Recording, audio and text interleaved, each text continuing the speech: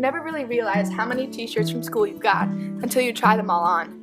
I've been doing some research on how clothing that we buy through clubs, sports, and events here at Wheaton North affects the environment, and I've stumbled upon some pretty terrifying data. I believe it's my duty to share this with my school community to spark a dialogue, and ideally change, on an issue going unspoken year after year. Hi, I'm Claire, and I have questions. Okay. T-shirt production is actually very harmful to the environment. Production of one single t-shirt can use up to 700 gallons of water, which is equivalent to 14 bathtubs full of water, or enough for one person to drink for 900 days. There are limited water resources on the Earth. About 97% of the world's water is unusable salt water in oceans and seas, and almost 2% is locked in snow or ice.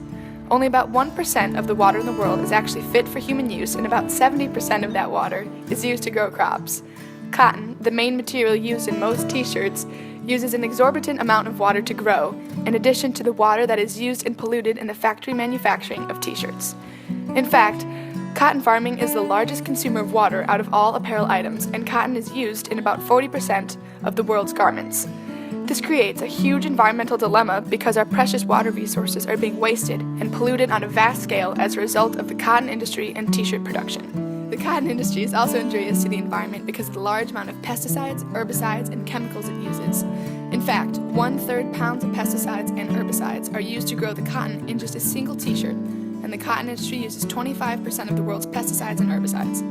Starch, paraffin, a waxy petroleum product, dyes, pesticides, and other pollutants are released into the atmosphere and the water and dumped into the ground as byproducts of t-shirt production.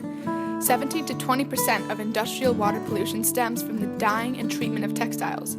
These pollutants decrease the quality of the air we breathe, poison the water we drink, and cause great harm to the health of wildlife. An immense amount of energy is consumed in the production of t-shirts as well, mostly in the form of petroleum products. Fossil fuels are burned to provide the energy needed to grow the cotton, manufacture the shirt, and transport both the raw materials and the finished product. However, you may be surprised to learn that most of the energy consumed for a t-shirt actually comes from caring for it. One load of laundry in a dryer uses 5 times as much energy as a load in a washing machine. If you run one load of laundry in your average dryer for 50 minutes each day for a year, that uses enough energy to power one 15-watt CFL light bulb nonstop for 2,532 days, or almost 7 years. One load of laundry in the washing machine on average uses 40 gallons of water.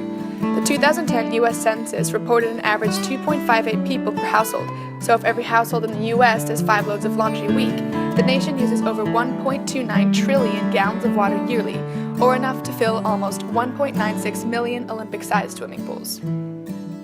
To contextualize this data, we surveyed over 70 students here at Wheaton North, asking how much school apparel they possess.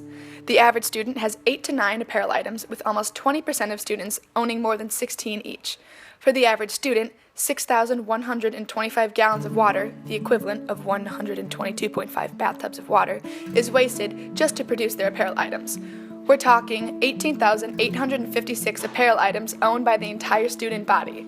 That's 13,199,375 gallons of water, 264,000 bathtubs of water, or 20 Olympic swimming pools, and 6,285 pounds of pesticides. Since the average, with the great harms done by a seemingly innocuous t-shirt, it is easy to feel that solutions are out of reach, pointless to seek out.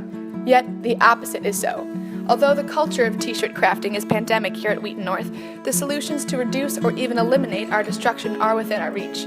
Here are 4 tips that your club or sport must, implement for Wheaton North to be an environmentally conscious 21st century school. 1. According to the Environmental Protection Agency, 11.1 million tons of textiles are thrown away every year in the U.S. alone. Instead of throwing away these garments, many of which are merely no longer stylish, reuse them by donating gently used apparel to shelters and resale shops. If every American donated just one shirt, 210 billions of gallons of water and 1 million pounds of CO2 would be saved. It's that simple. Don't trash it, donate it. If a garment is no longer wearable, recycle it. 2. 1/3 of the shirt's carbon footprint comes from drying machines. Instead of drying a t-shirt after it has come out of the wash, line dry it. This reduces your home's energy bill too, saving you money and saving Mother Earth.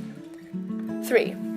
The average shirt requires 2,700 liters, or about 700 gallons of water to be produced. Shirts produced in coordination with the Better Cotton Initiative Reduce water and pesticide usage. The Better Cotton Initiative is an organization that works with cotton farmers and producers to help them grow their crop in a more environmentally friendly way. For example, in Pakistan, the Better Cotton Initiative helped cotton farmers reduce their water usage by 39%, using 47% less chemical pesticides and using 39% less chemical fertilizer. Brands that are a member of the Better Cotton Initiative include Levi Strauss & Company, Nike, Walmart, Adidas, ASOS, Carter's, and IKEA. Shirts purchased by clubs and sports here at Wheaton North should be purchased from brands that work with the Better Cotton Initiative whenever possible. If purchasing a shirt for a Wheaton North High School club or sport from a company in association with the Better Cotton Initiative is not a feasible option, organic cotton shirts are a good alternative.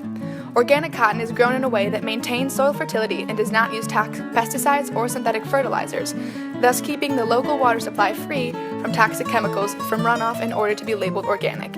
The farm must be inspected and approved by an accredited certification organization. Cotton textile products with the Soil Association symbol or other symbols mean that they have been purchased organically. The dyes and inks used meet biodegradability and toxicity standards, and wastewater at factories is treated before it is released into the environment. Many custom t-shirt design websites have an option that allow you to filter your results to view the available shirts that are made using organic cotton. Companies like American Apparel that manufacture their products sustainably through vertical integration are also a better option for t-shirts. See the website links at the end of the video for more information on organic cotton and American Apparel's sustainability techniques. 4. However, if we truly seek to make a significant change, we must reduce our shirt purchases. It is wasteful and unnecessary to have multiple shirts for a single club or sport. In fact, clubs and sports don't really need them in the first place. There are so many other ways to show off Falcon pride in the hallways that does not require egregious water use and a ton of cash. After all, those shirts do add up. For example, instead of selling shirts for an honor society, have a t-shirt making meeting where students can repurpose used shirts, emboldening them with t-shirt paint to celebrate their club. Not only is this inclusive for students of all income levels, but it's also a lot more creative and fun.